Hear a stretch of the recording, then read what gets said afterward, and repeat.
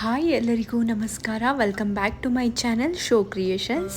ಜೀವನದಲ್ಲಿ ಅದು ಮಾಡಬೇಕು ಇದು ಮಾಡಬೇಕು ಅಂತ ಏನೇನೋ ಅಂದ್ಕೊಂಡಿರ್ತೀವಿ. ಆಲ್ಮೋಸ್ಟ್ ಟೈಮ್ ಅಂದ್ಕೊಳ್ದೆ ಇರೋದೇ ಆಗಿರೋದು ಜಾಸ್ತಿ ಆಗಿರುತ್ತೆ.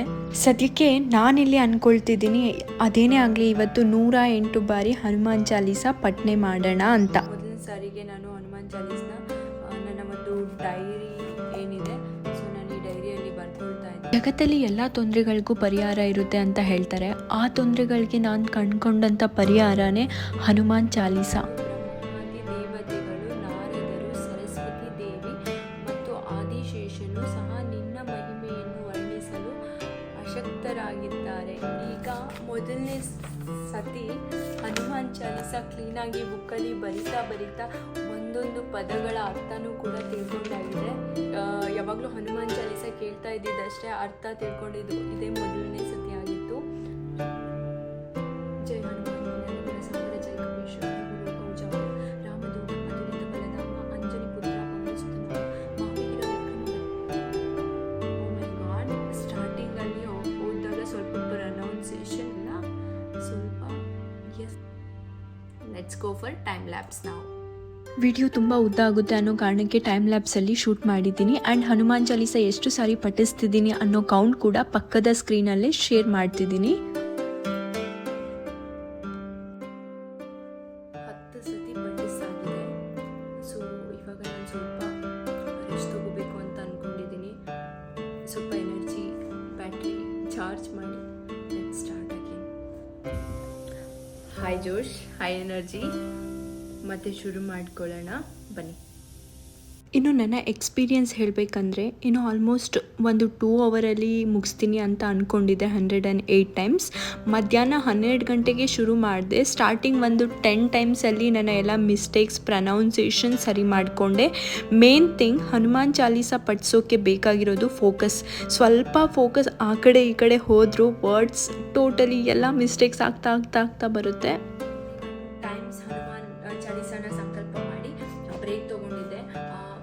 ಅಂದರೆ ನಾನು ಕಂಟಿನ್ಯೂ ಆಗಿ ಕೂತಿಲ್ಲ, ಕಂಟಿನ್ಯೂ ಆಗಿ ಒಂದೇ ಸತಿ ಕೂತ್ಕೊಂಡು 108 ಟೈಮ್ ಕೂಡ ಕಂಪ್ಲೀಟ್ ಮಾಡಿಬಿಡೋಣ ಅಂತ.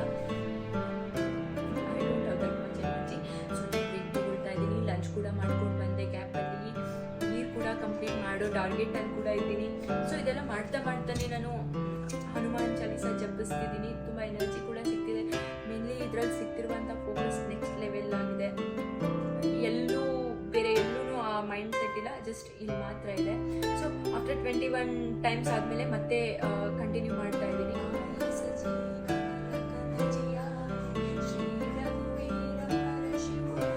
ನಾನು ಈ ಸಂಕಲ್ಪ ತಗೊಳ್ಳೋಕ್ಕಿಂತ ಮುಂದೆ ಹೇಗೆ ಹಿಂದೆ ಹೇಗೆ ಎಲ್ಲ ರೀತಿಯಾದ ರಿಸರ್ಚ್ ಮಾಡಿಬಿಟ್ಟೆ. ಒಬ್ಬೊಬ್ಬರು ಒಂದೊಂದು ಅವ್ರದ್ದೇ ಆದ ರೀತಿಯಲ್ಲಿ ಹೇಳ್ತಾ ಇದ್ರು. ನಾನು ತುಂಬ ಕನ್ಫ್ಯೂಷನ್ಗೊಳಗಾಗಿದೆ. ನನ್ನ ರೀತಿಯಲ್ಲಿ ಮಾಡೋಣ ಅಂತ ಹೇಳಿ ಸೊ ಈ ರೀತಿಯಾಗಿ ನಾನು ಮಾಡೋಕ್ಕೆ ಸ್ಟಾರ್ಟ್ ಮಾಡಿದೆ. ಅಟ್ಲೀಸ್ಟ್ ಐ ಟ್ರೈಡ್, ನಾನು ಮಾಡಿದೆ.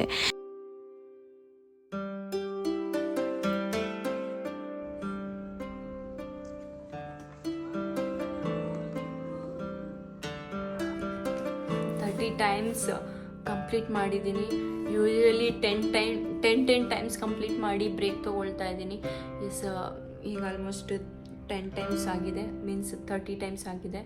ಸೊ ಒಂದು 5-10 ನಿಮಿಷ ಬ್ರೇಕ್ ತೊಗೊಂಡು ಮತ್ತೆ ಕಂಟಿನ್ಯೂ ಮಾಡ್ತೀನಿ. ಸೊ ನನ್ನಿಂದ ಓ ಮೈ ಗಾಡ್, ಯಾರ್ಯಾರೆಲ್ಲ 108 ಟೈಮ್ಸ್ ಒಂದು ದಿನದಲ್ಲೆಲ್ಲ ಕಂಪ್ಲೀಟ್ ಮಾಡಿದರೆ I am very proud of you. ನಾನು 12 o'clock-ಇಂದ 6 o'clock ಜಸ್ಟ್ 40 ಟೈಮ್ಸ್ ಅಷ್ಟೇ ನಾನು ಕಂಪ್ಲೀಟ್ ಮಾಡೋಕ್ಕಾಗಿದ್ದು. ಡೆಫಿನೆಟ್ಲಿ ಚಾಲೆಂಜ್ ತೊಗೊಳ್ಳೋದು ದೊಡ್ಡ ವಿಷಯ ಅಲ್ಲ, ಅದನ್ನು ಕಂಪ್ಲೀಟ್ ಮಾಡೋದೇ ದೊಡ್ಡ ವಿಷಯ. Definitely some other day I will try again this challenge video ಅಂತ ಹೇಳ್ತಾ ಥ್ಯಾಂಕ್ ಯು ಸೋ ಮಚ್ ಇಲ್ಲಿವರೆಗೂ ವಿಡಿಯೋ ನೋಡಿದ್ದಕ್ಕೆ.